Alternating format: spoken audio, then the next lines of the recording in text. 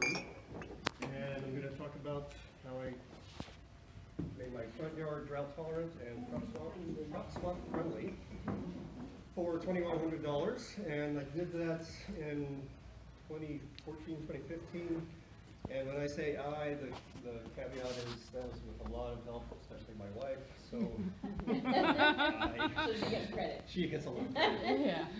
And I have some photos of her getting busy on the project. And what prompted you to change? Well, kind of a blank slate in 2011. We bought the house in 2010, and the sprinkler system kind of didn't work, and so it was just becoming a weed patch. And good question. Maybe just heard about the River City River friendly Road plans, yeah. planning. Rivers are friendly. I have a slide for that, whatever it's called. And if you can get money for it, I think for the city at the time it was up to $1,000. Is that Sacramento? City of Sacramento, yeah. So, why not do it while they have the funds? And The state has a program. back then, like I said, we bought the house in 2010. I don't know, I like having fruit trees, and obviously started the crop swap, so more is better. So when we moved in, we had a loquat tree already there, a chia persimmon tree, and we transplanted a peach tree from our last house, and that was it. That's all we had. So we knew we wanted some citrus trees, and I'll get into that, but ultimately this is what it looks like today. Wow. And thank you, Leona, you forwarded an article talking about if you want to be friendly to insects, the lawn is about the worst you can do. It's like a food desert for insects. Yeah. So if you think about it, all the hummingbirds and the insects, the bees that are attracted to all this, this is like just a potpourri of goodness that they love. So it's a better way, I think, to have a front yard. And so we decided early on that we wanted citrus trees, and I'll show you a better slide for that.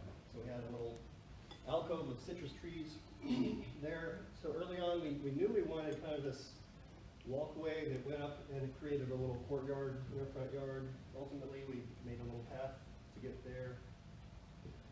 And so we have rosemary, some of the rosemary we have here, rosemary there, and back here, and it's just out of control.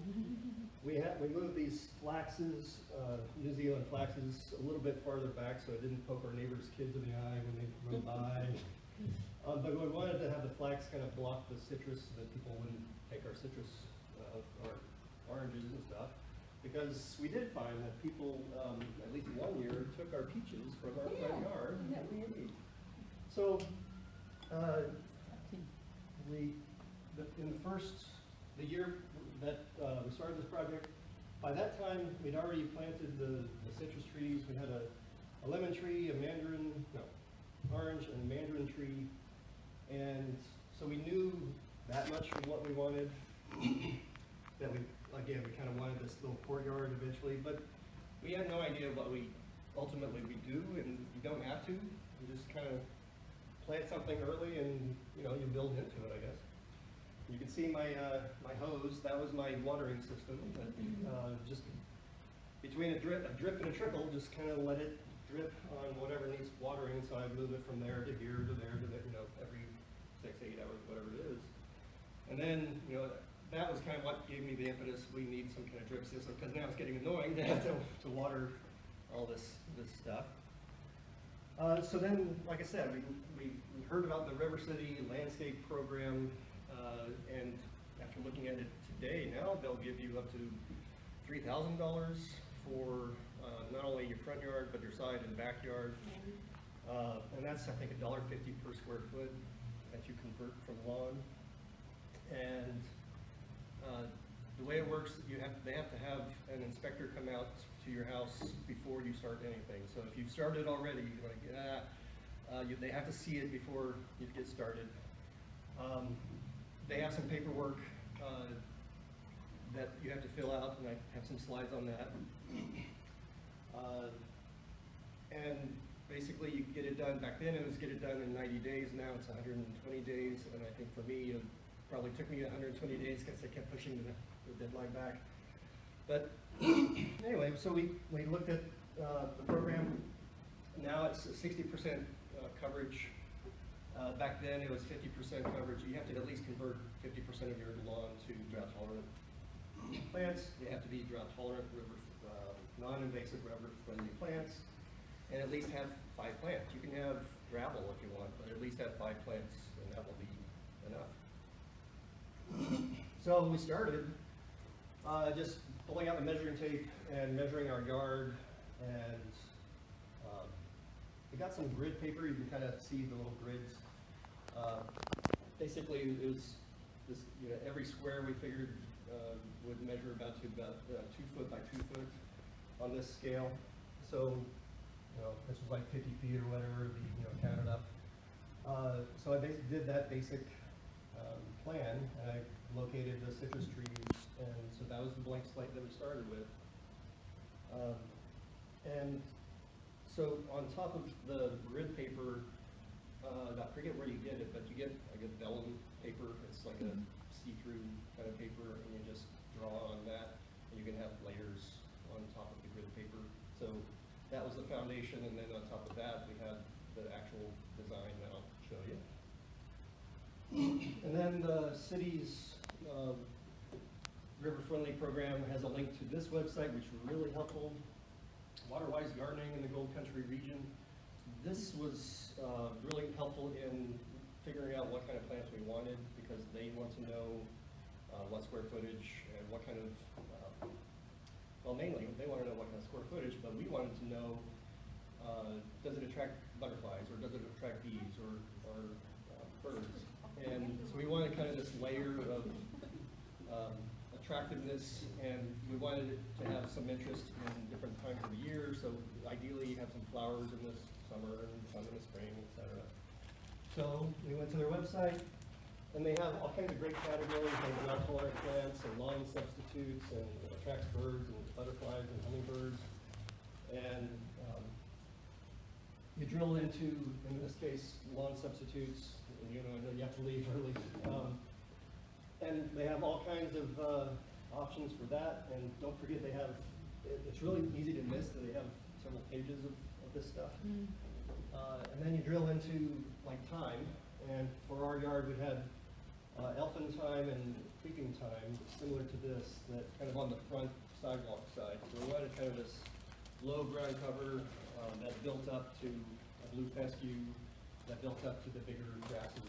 So this is kind of our start of the sidewalk. And so this will tell you, it attracts butterflies, it has seasonal interest in the summer, works with in containers and fillers and nests, things like that. So it has several columns or tabs for information. So that was very helpful. So we used that, and then we added the layer of the design for our lawn, and this is probably more detailed, at least than the city requires. And so we had this plan to have thyme along the sidewalk, blue fescue here, the flaxes there, creeping rose, something that has some color here, and then the existing trees and the walkway. So we kind of fleshed out the walkway plan, and ultimately my best aerial photos from what it is today, it's lived up to, we have more of a circular walkway, but ultimately pretty close to what the plan was. Along the house, we replaced some jade hedges with euphorbia, and we had a euphorbia and then a low grass and another euphorbia and a low grass. Euphorbia is like this plant that's from Australia that has like brown and red leaves, and it's interesting, but I'll tell you about it later. So the city's program, they want you to tally up all the plants that you have and figure out the total square footage that each is going to cover in ultimate bloom out, I guess. And then figure out if that's at least 50%, and in our case we got 82%, so pretty good shape. And they don't require like an extremely detailed plan, even compared to the example they gave. This was probably more detailed. But it's just, you know, you can do magic marker and that kind of thing, so not too bad. And then I just started digging. And frankly, my wife thinks I'm crazy. Yeah, that's the hardest. I figured I had more time than money, and I just started pulling out sod, and it was basically pulling out sod and putting it in our green waste, and then the next week putting more in the green waste, and ultimately even had the neighbors offer their green waste cans, and you know, it's a good way to meet the neighbors. And once we got all the sod out, then basically started digging up the holes where the existing sprinkler system was. So I didn't really have to design a sprinkler system per se. And then Did you replace it though? I did replace it. I might have left some in there. I got lazy probably, but mostly it's all there. It's all replaced. Did And you have to dig it out? I mean, it's probably a better idea to, okay. you know, it's been there, you know, Oh, okay. possibly since the 70s. But, you know, this stuff is, easier to see? Okay. Yeah. This is, you know, it's as easy as playing with Lego bricks in my mind. It's, you know, you put it, you prime the piece with, the kind that I get, it's like this purple primer. And then you let that sit for just a second, and then you use the glue on top of that. You put them together, you wait, I don't know, 15 minutes, and then you can almost literally test it with the water flowing through it at that point. This is a 3/4 inch size, and this is a 1/2 inch size. So that was one of my lessons learned. You go to Home Depot, make sure you get the right size, measure it on the inside. Now I can at least do it by eyeball.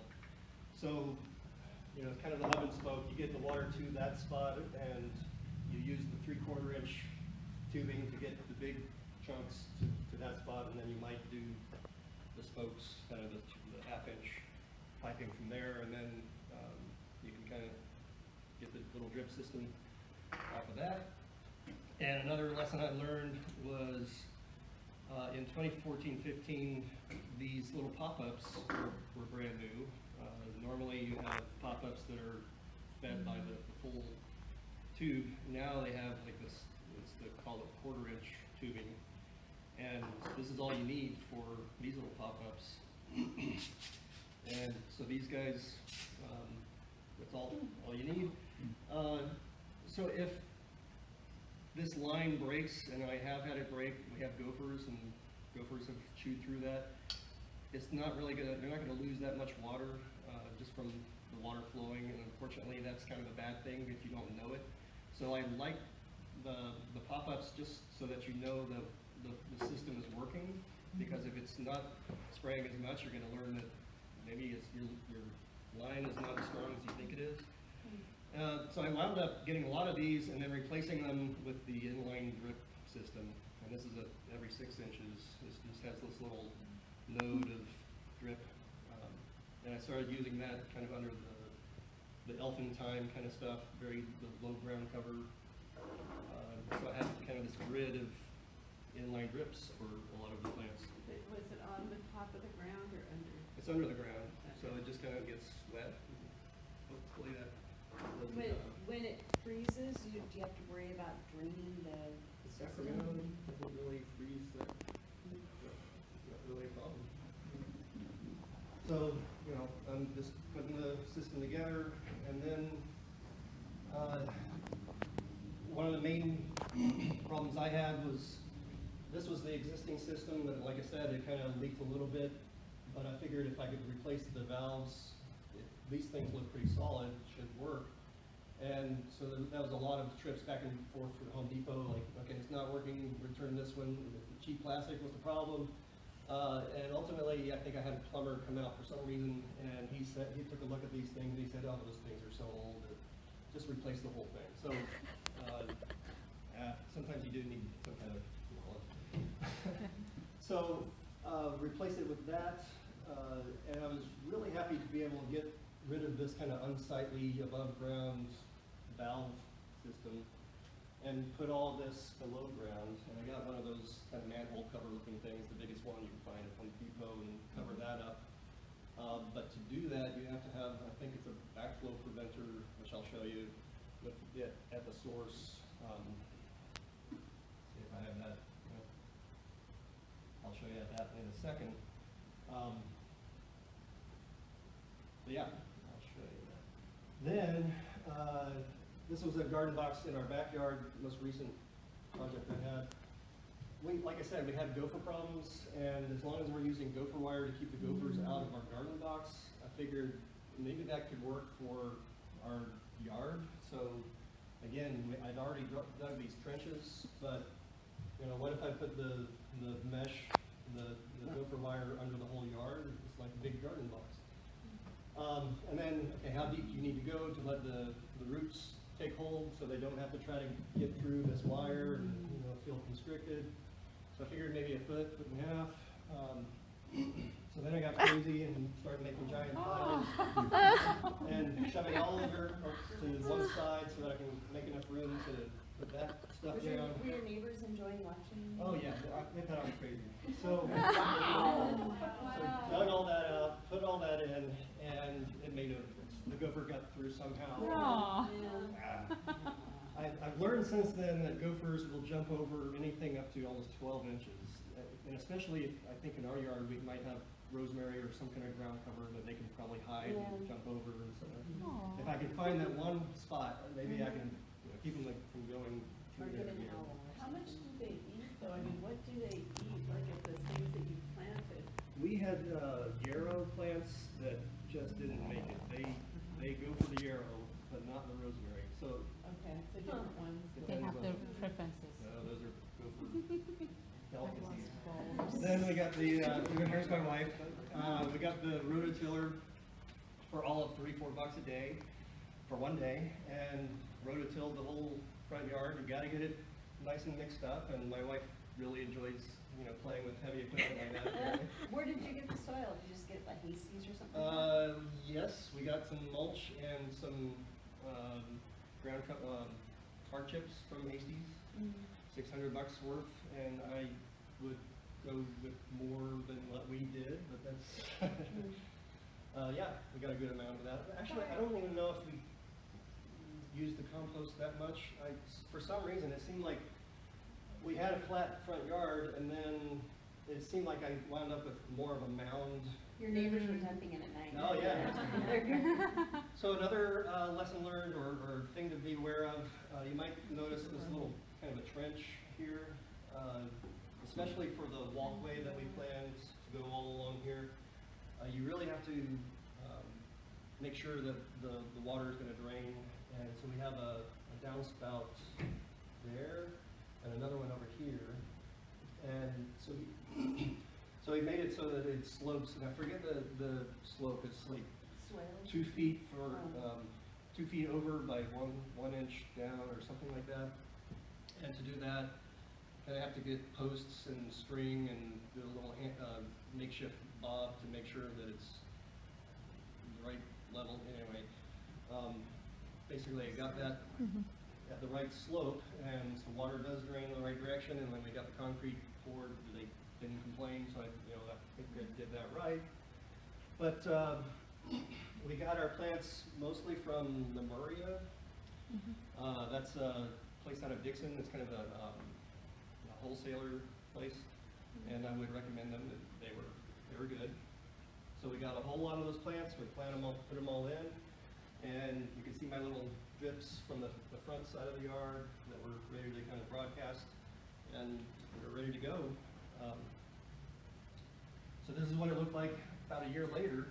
So we have the elfin thyme, we had creeping thyme, blue fescue, creeping rose, some grasses, and I think that was probably more of the pristine look, and now it's kind of gotten a little out of control. This is again what it looks like today.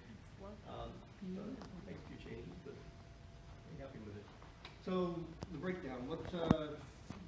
One thing that the city required was to have an EPA water sense labeled Smart Irrigation Controller, which basically means they wanted to be smart enough to ratchet back the watering in the wintertime. We're getting into the wintertime.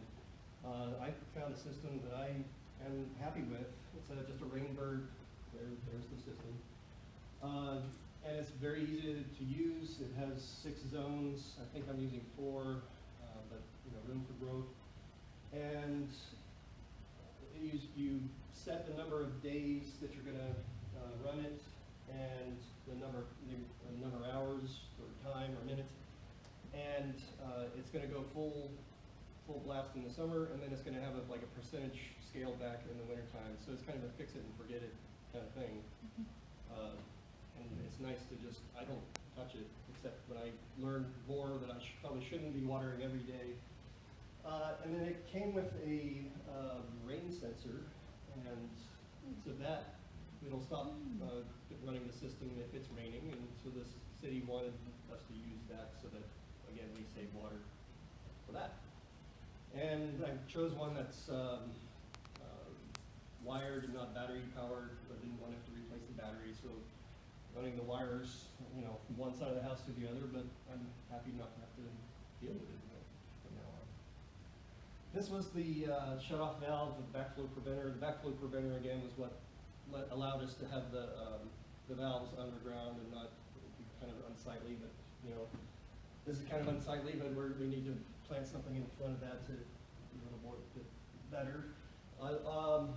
One thing I learned in this process was that the city inspector basically, got a sense of my skills and wasn't sure whether I could spud a pipe, which is basically getting a blowtorch and getting some lead solder and putting one metal piece up to another metal piece and getting the lead solder to make that connection. And he's like, well, if you can do blah, blah, blah, you can do it. And so you pull up YouTube, and yeah, I learned that you don't heat the pipe like where the lead is going immediately. You just heat it up, and then basically you let the lead solder suck into the hot pipe. You don't blowtorch the lead because it can't evaporate. Anyway, had to get a neighbor to come help with get his blowtorch because neither of ours were enough. Anyway, it was another way to meet our neighbors. And I've learned from another neighbor that to get the hanging plants, you have to have something more than this. You have to have something at the same height as those hanging plants, something like a backflow preventer. I'm forgetting what it is, but might have to modify this to be able to do that. But at the very least, what we have now, this is at the height that it's above all the other ribs, and that is not necessary. So the breakdown again, irrigation timer, $138. The shutoff valve, $167. The rototiller, $34. But the big chunk was just getting plants, over $1,000 of plants. It really adds up. Here's just a typical receipt from Lemuria, so $265. Euphorbia, 8 of those to go, like shrubs in front of our house, and that's what a euphorbia looks like. I think it looks pretty interesting, but ultimately, I think they said it gets to be like 3 feet by 3 feet, and by the time I think it got to be 4 feet, and it got spindly and weird looking, and ultimately we just tore it all out. So it's like $50. It was good for a couple of years, and it's okay. It's a learning process, or it looked good for while we were using it, and that's fine. I think the whole it's nice that it's a living front yard, and we're still kind of adding stuff and taking stuff away. So again, yeah, Hasties, we got that for $600. I think the city requires at least 2 to 5 inches thick on your whole yard, and we went with the 2 or 3 inches. And yeah, I'd definitely go closer to 5. Wouldn't cheap out on that because it's really going to keep the weeds down, and yeah, that's annoying to have a lot of weeds. And we even tacked in the vehicle miles traveled because when we got the $970 rebate, it's income that you have to report on taxes, and so we treated it as There's the check, I'm very happy. It was like, it was a job, and so this was income, and so we treated it like a business, so I was my own contractor for that year. Where's your labor? You can't itemize the labor, so, you know, all you can do. Like being a Yeah. small business. Pick up the whole yard. 400 miles, it was literally, or $400 for traveling to Home Depot or Lemuria and all over the place to find that shut-off valve, because I couldn't find, I got more than I needed actually, and so it adds up. But, you know, all told, it was $2,100, and I'm glad to keep it to that. So, lessons learned, since then we've watched those HGTV type shows, and what is it, Monty Don out of UK, and he would say, keep it simple. You might just keep it to 4 or 5 types of plants in your front yard. We had 20 or something, which, you know, for insects, it's good for the variety, but just for the look of it, it's good to kind of keep it simple depending on the size. We found the plants seem to grow larger than they tell you, so plan for that. But we could always pull things out. We're planning to pull out some of these grasses and things. Gophers can jump up to 12 inches high. Learned that one. I can swim a pipe, so can you. I bet you can. I prefer the inline drippers. These kind of drippers, just a few of the pop-ups, and definitely learn to keep the plants tight, especially like the blue fescues that might grow 2 feet by 2 feet. Just you might even put them every foot just to make sure that the weeds are grown out, I guess. And don't cheap out on the mulch. And it takes a village, like my wife and the plumber and the guy down the street, to get it all done. And again, in the end, I think it was. How deep did you dig to get the grass out? I mean, were you checking to make sure you got all the roots out, or?